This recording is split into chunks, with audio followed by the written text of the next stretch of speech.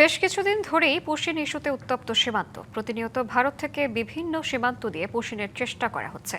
সবশেষ মেহেরপুরের দুটি সীমান্তে 5 জনকে ঠেলে পাঠানোর চেষ্টা করা হয়, তবে এলাকাবাসী ও স্থানীয়দের প্রতিরোধের মুখে ব্যর্থ হয় সে চেষ্টা। এ নিয়ে স্বরাষ্ট্রমন্ত্রী বলেন, ভারত যেভাবে পশ্চিমের চেষ্টা করছে তা যথাযথ নয়। সীমান্তে সতর্ক রয়েছে বিজিবি।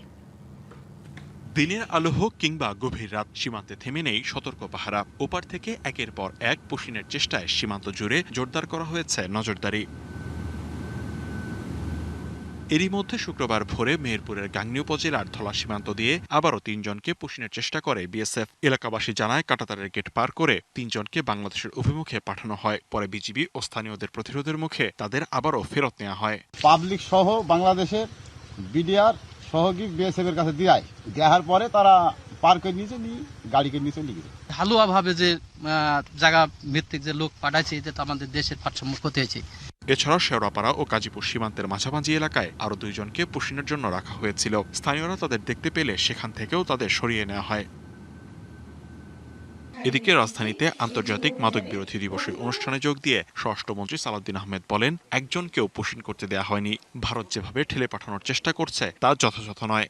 প্রতি সপ্তাহে সর্বোচ্চ বার বিকাশ পেমেন্টে 50 জন হবেন পেমেন্ট চ্যাম্পিয়ন। জিতে নিন টিভি সহ আকর্ষণীয় সব প্রাইজ। বর্ডার ইস্যুটা দুই দেশের মধ্যে সবসময় একই রকম অবস্থায় থাকে তেমন নয়।